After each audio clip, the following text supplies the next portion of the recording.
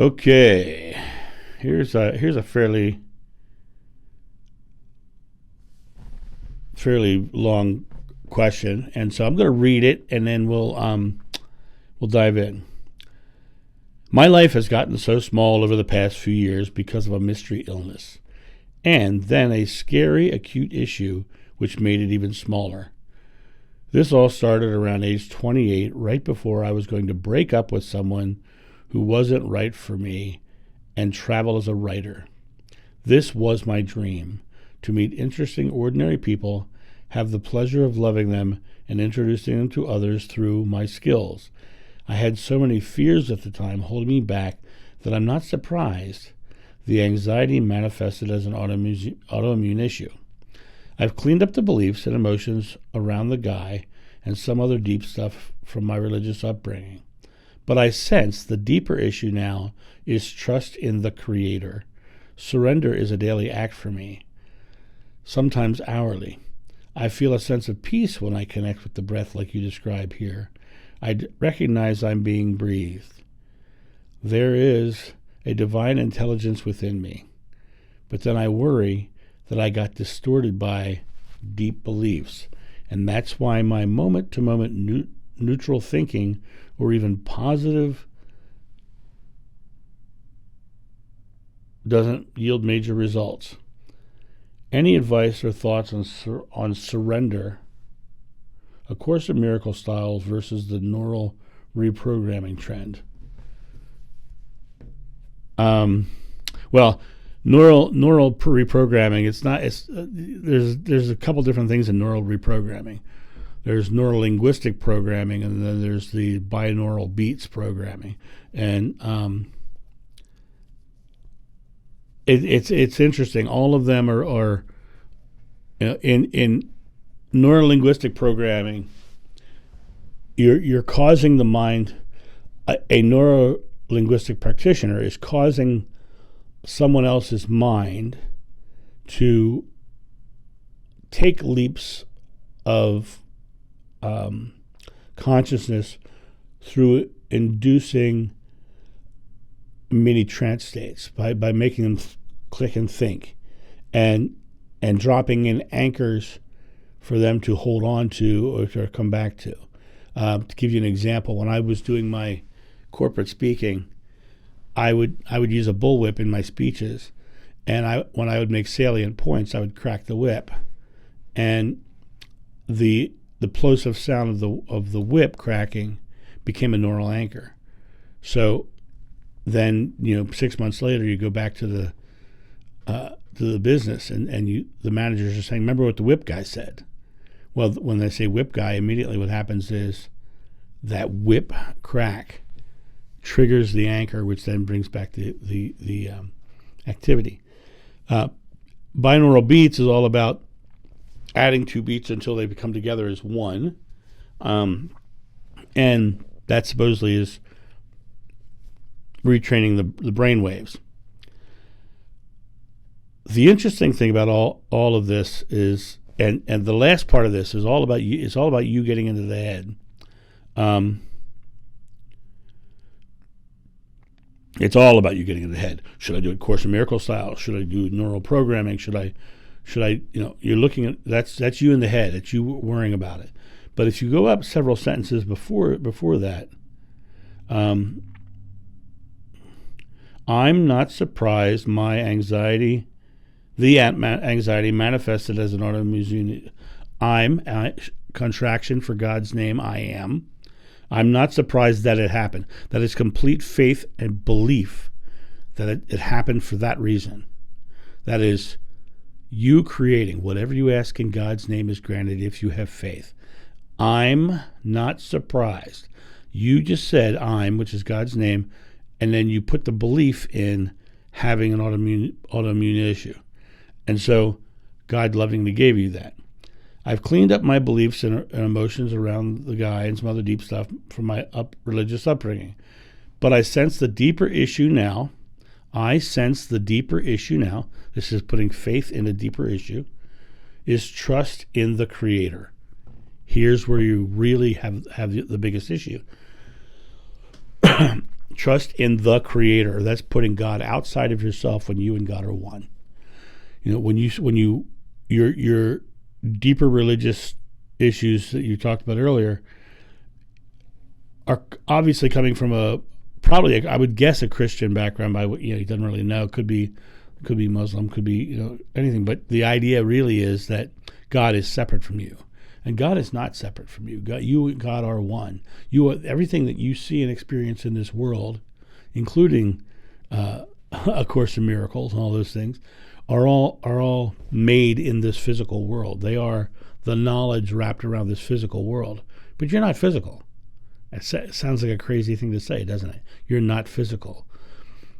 Everything you see is pure energy. It's just an energy event, including you, including your hand and your eyes and this beautiful flowing hair of mine, right? It's all illusion. How do we know that? Einstein proved it. Everything's pure energy. Everything's an energy event, is what Einstein said. That it's not about finding a way to connect or finding a way or a method or a modality. It's about acknowledging that you already do. I mean, my answer is what I'm saying here. I've cleaned up my beliefs and anxiety manifested. I've cleaned up my beliefs and emotions around the guy and some other deep stuff from my religious upbringing. But I sense the deeper issue now is trust in the Creator, right? This is still subconscious belief that you are separate from God. And so it's not about finding the modality, it's about acknowledging that you already create. I said earlier, I'm not surprised the anxiety manifested as an autoimmune issue. That is you creating. That is you in full creator mode. You are the creator. So when you say down here, I don't trust the Creator, you don't trust yourself. That's what this question says. I don't trust the Creator. Well, if I'm the Creator, I don't trust myself. Now, I can prove that you don't trust yourself because it says right here, it says, but then I worry that I got it distorted by deep beliefs. I don't care about the deep beliefs part. I care about the worry part. That's you being in fear, that's you separating yourself, that's you not acknowledging that you're the Creator experience, but that the experience is thrust upon you. The worry is something's going to happen that I have no control over. What is fear? Fear is negatively focused uncertainty. Think about that for a second. Fear is negatively focused uncertainty. Because if you break it down, fear is an emotional reaction to some future event that may or may not happen with you focused on a negative outcome. Because if you were focused on a positive outcome, you wouldn't be afraid. You wouldn't worry. You'd be like, ooh, I'm excited. I'd be thrilled to have that next thing, right? You have to realize that all of these modalities, all these neural program things, they're just getting in your head. And you are already creating with God.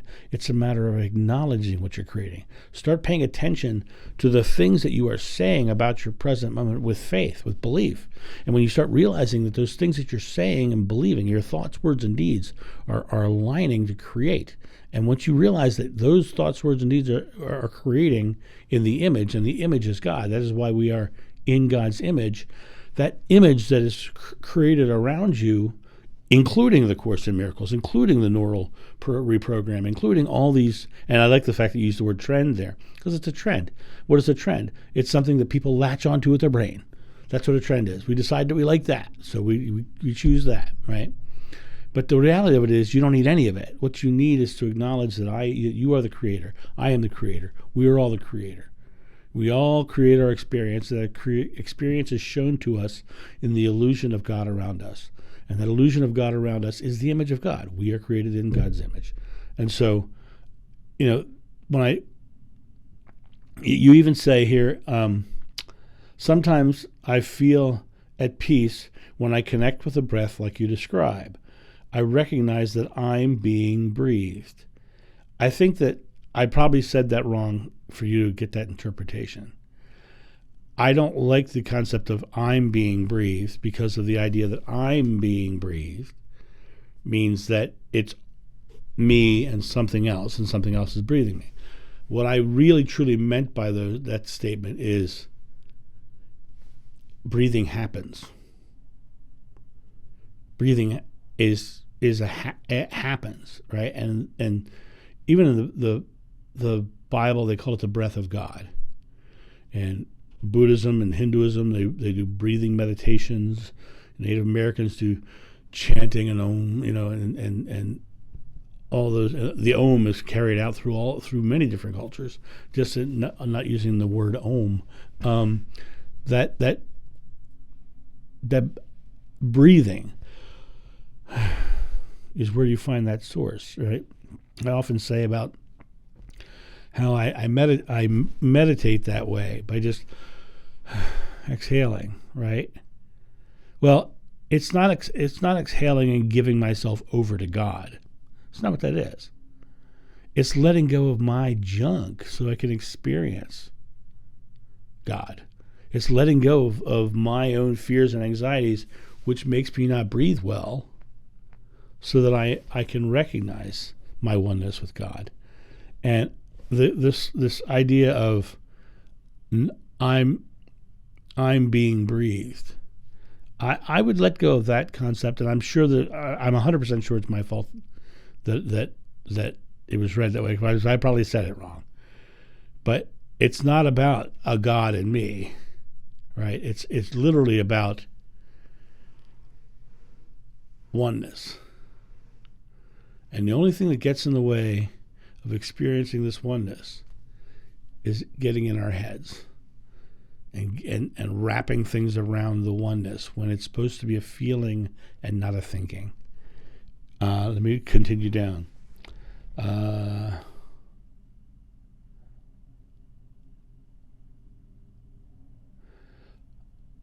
that's why my moment-to-moment neutral thinking, or even positive, doesn't yield major results. I'm going to read that again. And that's why my moment-to-moment neutral thinking, or even positive, doesn't yield major results. What does that statement put faith in? It puts faith in not yielding major results. That's you believing that you don't create major results. That's all that statement says. It doesn't say anything else.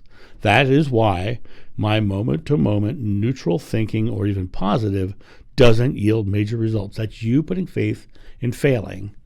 And the reality of it is that life is in constant motion. I often talk about meditation. People say they can't meditate. Why?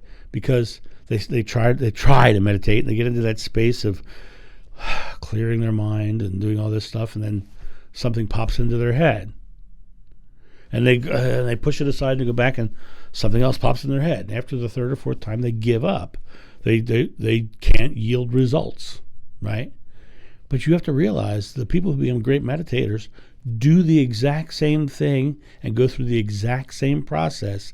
The only difference is they keep doing it until the quiet times last longer.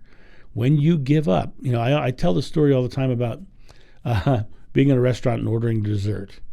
Hey, waiter, I'd like a tiramisu, please. And the waiter's on his way to the kitchen, right? If halfway to the kitchen, I say, hey, I'm sorry, I meant ice cream. I'm going to get ice cream because I changed my mind. I'm not going to get tiramisu. But if you want tiramisu, you have to hold on to the concept of tiramisu until you hold tiramisu in your hand. It's the same thing with these neutral thinking or positive thinkings. You need to not give up and start acknowledging when positive things are happening. Because if you don't acknowledge the positive things that do happen in your life, then all the universe, all God says is, they're focused on the negative. And that is the key. You have to release the worry. You said worry right there. That's a negative focus, right? I have many fears at the time holding me back, right? Yes, you had many fears at the time holding you back, and you're not surprised that it turned into an autoimmune disorder. These are all faith statements. These are all present moment faith statements. And if you hold on to those present moment faith statements, God is going to give you the results of those present moment faith statements. And you have to hold your faith until you hold the result in your hand. And that's the best way I can answer this question. And I hope it answers yours. You have a great day, and I'll talk to you soon. See ya. Bye. Thank you, my friends, for watching this video. If you enjoyed it, please make sure that you've subscribed and you like it, you share it, but also comment below it. Let's get this community talking about these topics and spreading this information out far and wide so we can change the world for the better. Thank you.